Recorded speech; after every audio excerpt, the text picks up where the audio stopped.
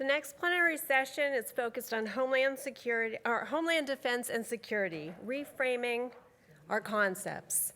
I'm honored to introduce our speaker, Lieutenant General Roper, Deputy Commander, U.S. Northcom, and our moderator, Catherine Herridge, Senior Investigative Correspondent covering national security and intelligence for CBS News. Thank you. All right. Oh, it's so good to be here and to see so many familiar faces. Thank you to Rob Walker and others for making it possible, and General Roper, thank you for making the trip here. To just set the table, General Roper, let's talk about how, from a Northcom perspective, Homeland Defense has evolved in recent years. I'll tell you what, that's a great question to start it out. And let me first thank the group for having us here and for you for moderating this. So when you really look back since 9/11, over the last 20 years when we were focused on violent extremism, we were focused on the Middle East, our competitors were building capability, kinetic and non-kinetic, to hold the homeland at risk. And so now as we look back, we can see where the entire paradigm of Homeland Defense has shifted. And so that's what Northcom is all about. And so we have a three-legged mission. I call it the mission stool. So these three legs are number one, Homeland Defense. And that's what we do every day. But then the second piece to that is our DISCA mission, Defense Support to Civil Authorities. When you think about hurricanes and wildfires and COVID support, all the things that we do in that arena. And then the third one is security cooperation. That's with Canada, Mexico, and the Bahamas. But the Homeland Defense mission is the number one no-fail mission for us. So we're living in an era now of great power competition. So how does that manifest itself for Northcom? So as the National Defense Strategy has spelled it out, China is our pacing threat. It's the biggest geostrategic challenge that we face in the long term. But Russia is our acute threat for today. They can really hold the homeland at risk with their capabilities, whether it's long-range aviation, whether it's submarines in the Atlantic or the Pacific. And so that's how it's being manifested. And so what we have to do and what we're working on every day is developing the defensive capabilities that we need to really make sure we keep the homeland safe. So I just want to back up a second. So, you know, in this sort of threat matrix, what you see is Russia is sort of the top competitor, then followed by China. So China is number one. Okay. We're really pivoted toward that, but we're calling that the pacing threat. Okay. Long term, China, when you think about their growth from a military standpoint, from an economic standpoint, across the dime, diplomatic, information, military, and economics, that's our pacing threat. But as I sit here today, the acute threat for the homeland is Russia. Okay, so let me take that a step further. When you say acute, what does that look like? What, to use that cliched question, what keeps you up at night? So yes, so when it comes to kinetic capability right now, China is roughly 5 to 7, 5 to 10 years, depending on which study you read, behind Russia in regards to threatening the homeland. But today, Russia is the biggest threat, as we said, the acute threat. And there's many reasons for that. One is, and we'll talk about the Arctic at some point, I'm sure, their presence and capability in the Arctic, their capability regarding subsea, in regards to submarines, their missile capability. And I think quite often what's occurring now is observers are watching their performance in Ukraine from a land perspective and their army. And they're now thinking, okay, since the army is not performing that well, it goes across the wide range of military capability. And that's not necessarily so. So to take it another step further, what is Russia's ambitions in terms of sort of territorial designs, like with the Arctic and with Alaska, and then what is the nexus for NORTHCOM?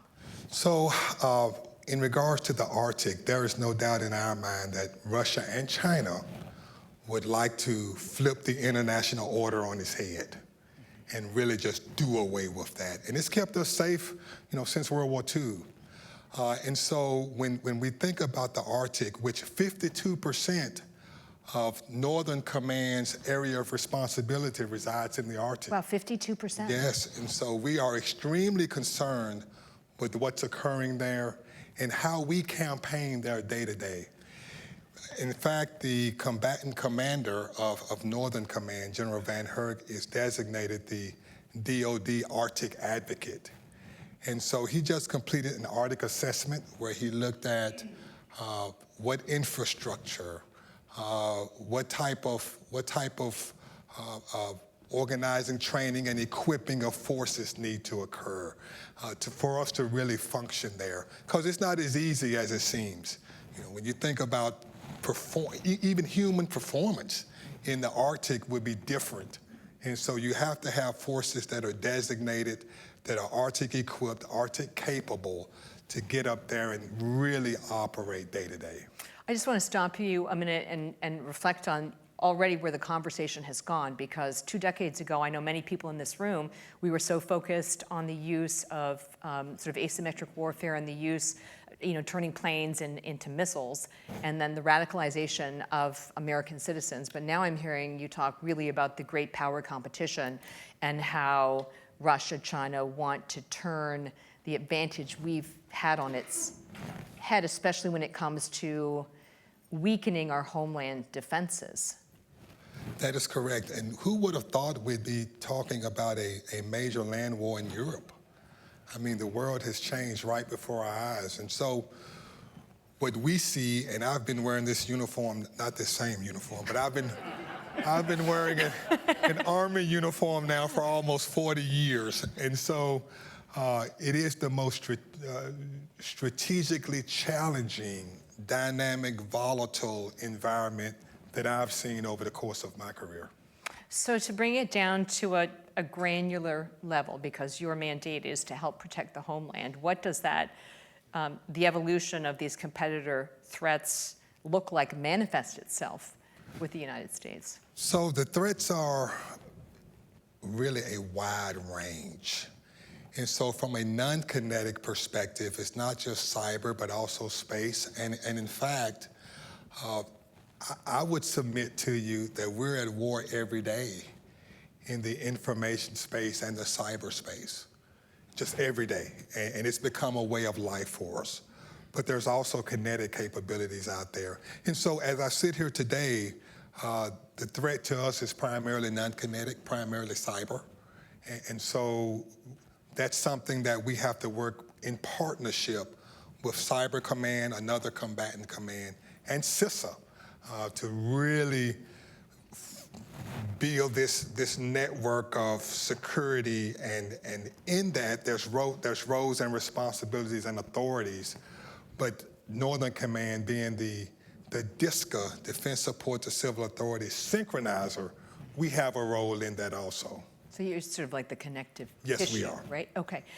So we're about 2 weeks out from the midterm elections. What can you tell us about what you're seeing right now? So in our weekly contacts with Cyber Command, they're really keeping an eye on it. CISA is a great partner with us, and they're keeping an eye on it. There are some concerns out there, but I'm not in a position to say there are major concerns where our way of life is going to be under attack and the midterms won't go off as scheduled. So I leave that to them, but I will say this, that the partnerships have never been stronger. The connective tissue has never been stronger, because one thing about Northern Command, which really separates it from the other 10 combatant commands, is when you operate here in the homeland, roles, responsibilities, and authorities are critically important. And I cannot understate the value and the power of the teamwork with the interagency. we have to work with them every day. In fact, this morning I was with FEMA, and so it's just a way of life for us. We have roughly 40 plus LNOs, liaison officers, from the interagency assigned to Northern Command. And so they're either working in our headquarters or they're somewhere in the Colorado Springs area in daily contact with us. And so that really speaks to how we rely on the interagency to really address the wide range of threats and concerns facing the Homeland. Before we get more to the approach that Northcom is taking now, I just want to ask a final question about the midterms. Are you seeing more activity from China versus Russia in this cycle? So that's really not anything that Northern Command is not in our mission set. Okay. In regards to, it's not something we're tracking every day. That's really CISA. That's the state and local. That's Cybercom, who will also provide some support there. And so we're in partnership with them, but I'd really refer that question to them on what they're seeing right now. Okay, so the landscape has really changed. Okay, so as the head of Northcom, what approach are you advocating? So for us, our strategy is really about integrated deterrence. How do you align capabilities, teams, organizations to really build this network of deterrence? And so our strategy is really focused on I'm going to call it 4 principles. Number 1 is all domain awareness, being able to sense, being able to use data. And that's really the secret sauce. And I know there's people here who really specialize in data. That's good, secret sauce. I like that. Yes, the secret sauce right there. Okay. And so this all domain awareness, how do you sense? Because if you can't sense it or detect it, then you can't defeat it. And so all domain awareness is number 1. But then second is information dominance. So when I say information dominance, just what am I referring to?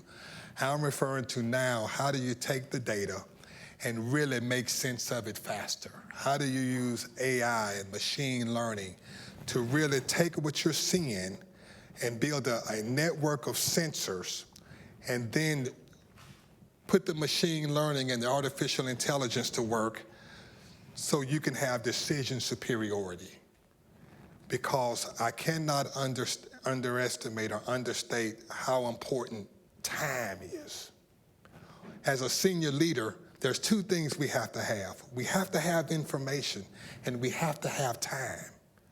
So why is that so critical? Well, if we can have the information, because if we can detect faster, decide faster, we can act faster. And with the capabilities that we see across the globe, he who has the first mover advantage has a real advantage.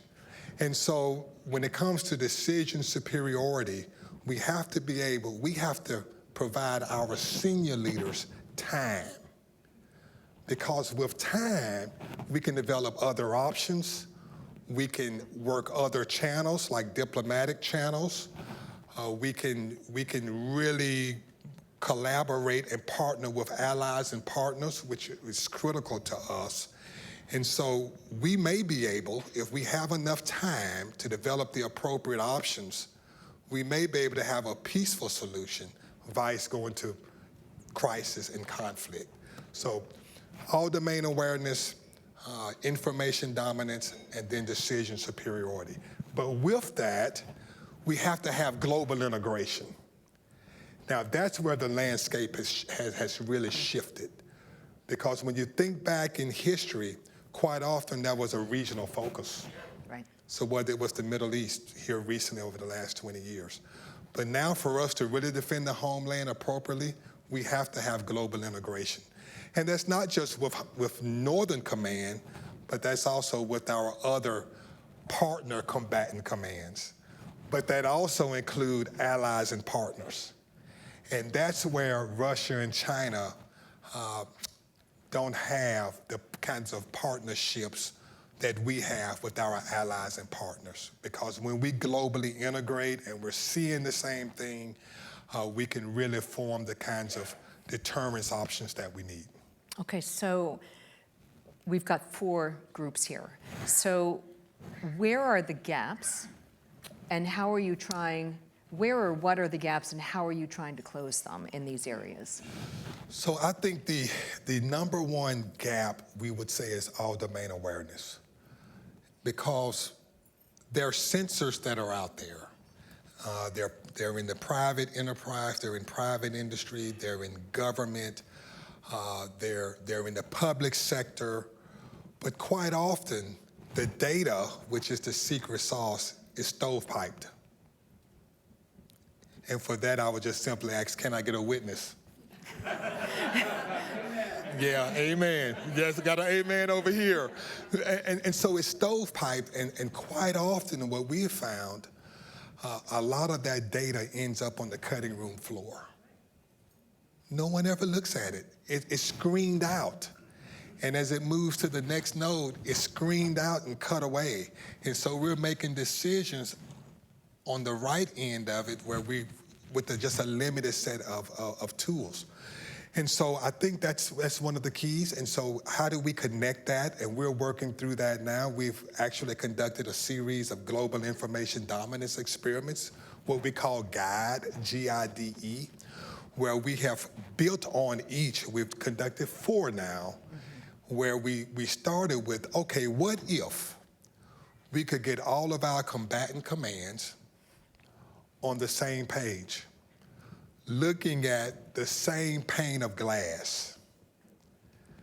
What if we could all see the same threat picture?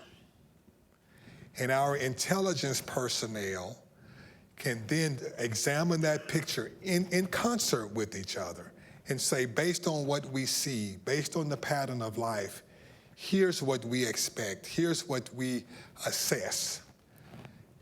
Then what if our operations personnel from all the combatant commands and allies and partners could take that assessment that was provided and start developing global options, not just a NORTHCOM option or a INDOPACOM option or a European Command EUCOM option, but global options that we could present to senior leaders and say, based on what we're seeing, here's what we expect, here's what we assess, and here's a menu of options to deter, to respond. But not just that. Then what if our logisticians across all the combatant commands can look at those options that were created and say, based on what we see, this option is not feasible because maybe the fuel is not in the right location. But these options are feasible. We have the readiness reports, we have the maintenance reports, we have the logistic structure to support XYZ. Now we can really respond in a global fashion. More options, more time. More options, more time, absolutely. So we've conducted 4 experiments now, and they've gone exceptionally well. We're learning each step of the way, and we'll continue to do that. And I will say that the department, especially the Deputy Secretary, has really led this digital transformation in the department. And so we're in partnership that the old days of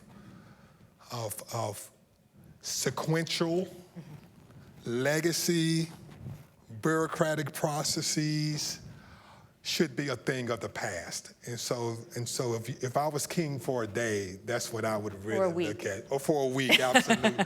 Yes, no doubt.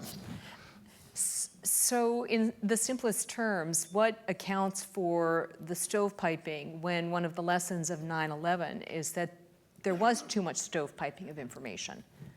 Well, I would say we're making progress, but we still have have work to do. Are these like old systems, legacy systems, mindset? Yes, a combination of all. And it's interesting that you mentioned mindsets because part of it is culture. And when you think about a large bureaucratic organization like Department of Defense, and then when you include the interagency, which has a role, when you include allies and partners, you can see that change will not happen overnight. So we're making progress, and part of it is with the data, we have to make sure we work through the classification issues and all of that.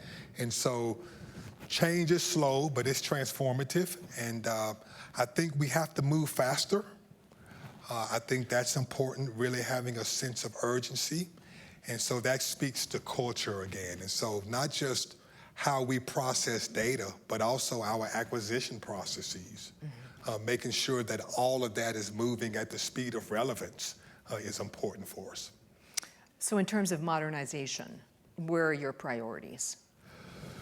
So I would say the all domain awareness, and so there's systems out there pending approval of the presidential budget. There are systems out there, and there's capabilities that we're working at, everything from over-the-horizon radar to long-range discrimination radars, and how we continue to improve. This is an area where we can never get complacent, because every day there are people who wake up in the morning thinking about how to harm our country, how to cause the greatest amount of injury and inflict the greatest amount of damage. And so for us, this all domain awareness piece is important. So there are some capabilities out there that we're seeking.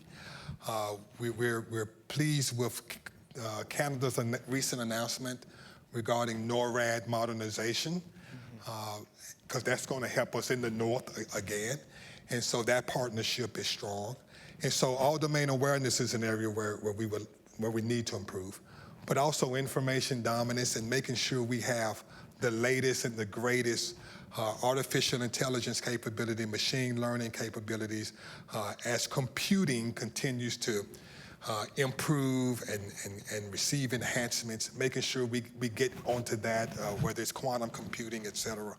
And so there's a lot of work there, but there's been a lot of work that's been accomplished, everything from, for example, in the Arctic, we have the Ted Stevens Center now, which stood up, just had their initial operating capability ceremony a few months ago.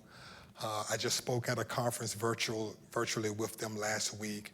And so there's a lot of movement, but we know that this is not something that's going to happen over the next year, that we're going to have to continue to add capability, continue to enhance our processes to get where we need to be.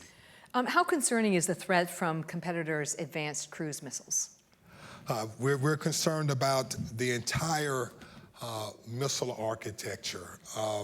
We've made progress again. I was just at the Missile Defense Agency last week, MDA, who's doing amazing work to ensure that our defensive capabilities continue to be in stride with our competitors' advancements. And so I know people in the room, they are probably tracking the next generation interceptors, which should come online no later than 2028. That's going to be a big enhancement for us.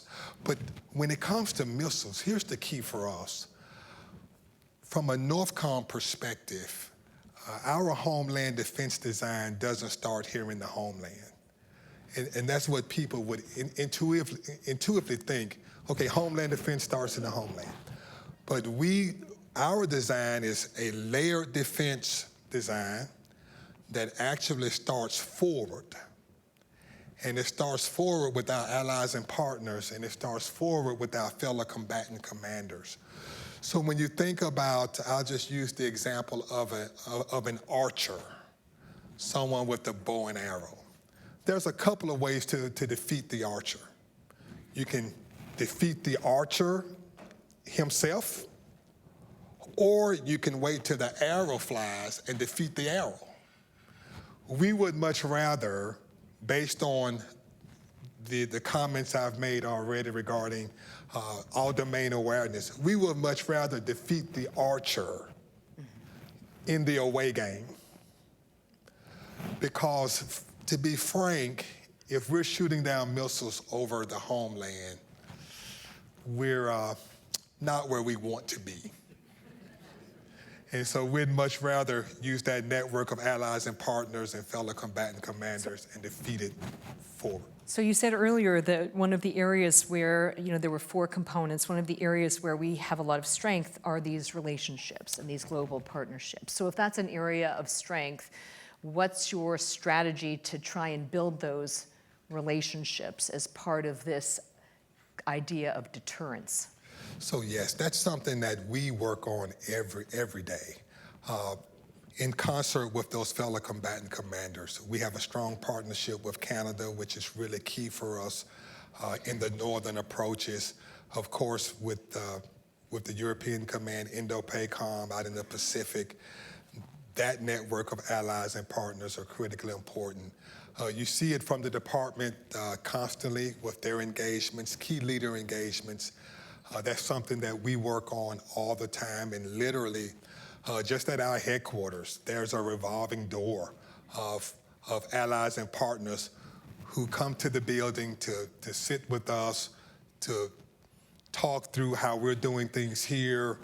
There's all kinds of lessons learned. There's a lot of exercising all over the globe, and it speaks to really campaigning day to day, aligning operations, activities, investments, exercises, where we can really show our capability, demonstrate our will, demonstrate our capacity. Because here's what we would like to do.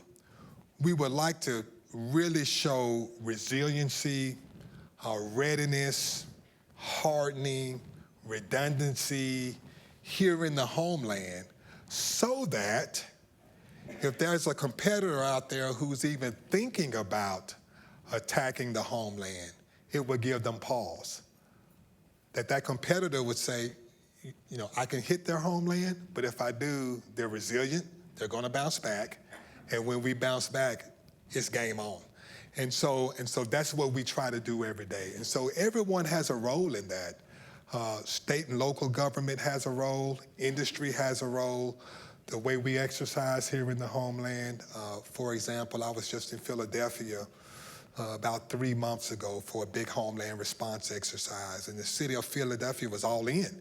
And so the state EMA was involved, FEMA was involved, our Hibernian response forces were involved, the National Guard was involved. So it really helped us to tax the system, because we want to stress the system in exercising, in training, to identify those gaps and seams so that we can work those out before there's a need in crisis.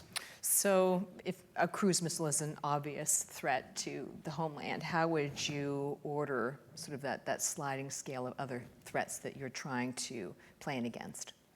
So say that again one more time. Cruise missiles are an obvious threat to the homeland. What are the other threats that you're planning against? A wide range of threats. And it's really because of, as we look out and see the threat picture today, as we mentioned earlier, it has really matured. It's much more complex today as compared to 20 years ago. So, you know, 20 years ago, space was not a domain, but now we have Space Command, to really get after the mission set in space, regardless of the orbit. We now have Space Force also. And so that's one set. We also, of course, as you mentioned, cruise missiles and hypersonics, et cetera, ballistic missiles that we look at North Korea and their testing and how they're continuing to improve and increase their capability. That's a different set. And then we also have what's occurring in the water. And so subsea threats. So for us, I mentioned earlier regarding all domain awareness. Well, part of that is also undersea awareness. So when we say all domain awareness, we're talking everything from seafloors up to space.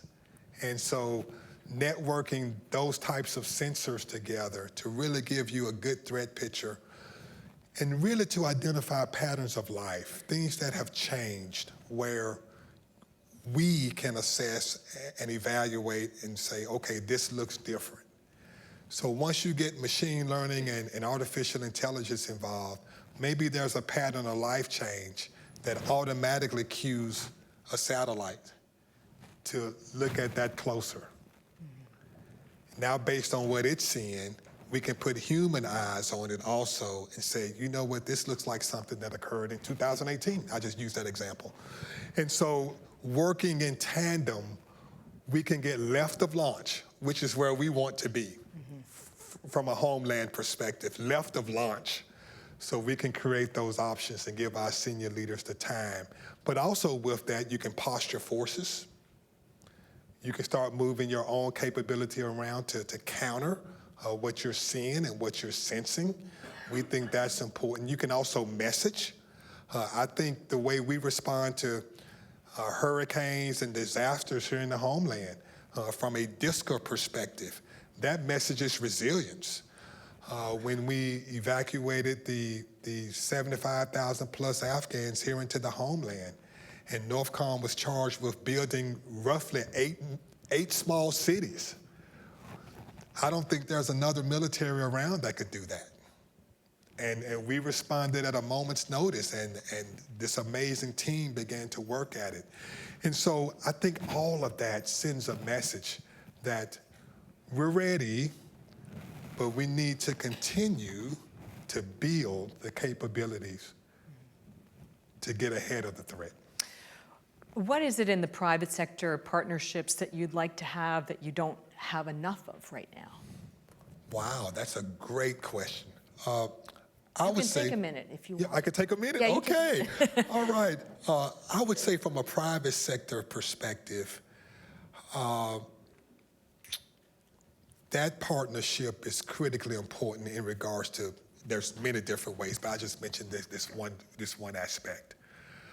When it comes to critical infrastructure that the Department of Defense relies upon, most of that does not reside in the Department of Defense's, I just call it breadbasket, right? It resides in private enterprise, it resides in private industry. And so from a base, fort, camp, post perspective, it resides outside the wire, as we say. And so our industry partners being aware of the threats, having a good sense of their vulnerabilities, ensuring that they're snapped in, and we're talking with CISA now regarding some exercises in the future that would involve private industry. Because that's really important for us. For example, in this age of great power competition, and we want to remain in the competition phase and not move to crisis and then conflict. But in this age of great power competition, the day may come where we may need to project forces. Well, projecting force is not as easy as it sounds if you're also juggling or responding to other types of challenges. Let's say a natural disaster, et cetera. Like a hurricane. So, like a hurricane, right. And all of that, or like an Ian and everything. And so being able to balance that, and so having our communities be as resilient as they can be, we think is important. And so that means that from a defense industrial-based perspective also, we need to have resiliency, not have single points of failure, ensuring that from a non-kinetic perspective, whether that's cyber, that patches are up to date, that industry is doing everything they can to be as secure as they can be. Department of Defense and the interagency, we're doing the things we need to do, because ultimately it's that blanket of cooperation and collaboration which provides the safety and security to the American people. In terms of, just to change it up a little bit, ideas. Do we still have the winning ideas? I mean, after 9/11, there was a big discussion of ideas, and that democracy and freedom, freedom of speech, and protecting our way of life was really important. But now we're in an era where it can be really noisy all the time. So I would say yes. I would say, and I might get philosophical here for a moment. Okay. So please pardon me. I would say that we are still a nation of big ideas. We're still the greatest nation on the face of the earth. I think that's why, as I mentioned earlier, that we're under attack every day in the information space and the cyberspace, because it is very noisy now. And so there is no doubt that we have certain competitors out there who will flood the zone with as much misinformation and disinformation to really try to fracture the democratic ideas that make this nation the greatest nation on the face of the earth. And so you asked earlier about the upcoming elections. Well, elections are a fundamental process, the freedom to vote for this nation. So there are some who are working extremely hard to try to attack the very things that make this nation so great.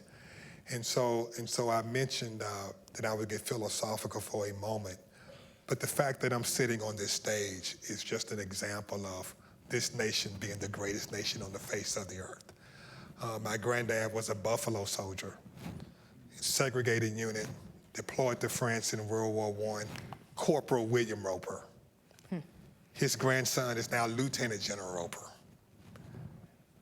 a member of the greatest fighting force the world has ever known. Yeah.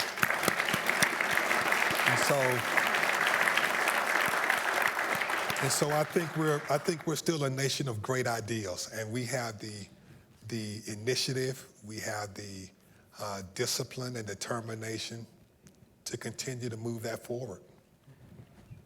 Thank you. I think we have time for a couple of questions, if we're taking questions. Yes. Yep. Let's see. How about Jane, right there in the front? Stand by just 1 second. That's Jane Harmon right down. Okay, Yeah, awesome. Okay, thank you. Wow, speedy. Very interesting. My question is about boundaries. Let's imagine we have a president in the future who asks Northcom to take on certain roles like policing the streets of America. How are those boundaries understood by people at Northcom, and what would you do? So for us, and I think that's a great question, very interesting question with a lot of different facets. But for us, whenever there's a mission set, and there's a couple of things we look at, and one of the most important is the legality of it and the authorities, and whether we have the authority to even execute the mission. And so our team of JAGs, Judge Advocate Generals, the lawyers, which my daughter is an Army lawyer, young captain. Boy, it's all in the family yes, with it's you, in the isn't it? family. Yeah. It is. And Hoo-ha. she's much better than me, though. And so our lawyers really get a workout. And so every order, there's a legal review to ensure that it lines up with the authorities that we've been given. It lines up with the Constitution. When it comes to policing the streets of America, there's a law called the Posse Comitatus Act, which from a Title X perspective limits a federal response to law enforcement. And so we work hard to ensure that our orders that we execute are legal, provided under the proper authorities, so that we could be clear that we're executing a lawful order. So we have time for one last, okay, right over here, short question. Thank you very much, and Is that thank you, okay? General. CNO Gilday recently said last week that he's pulling forward his estimate of the potential for kinetic conflict with China to 2024.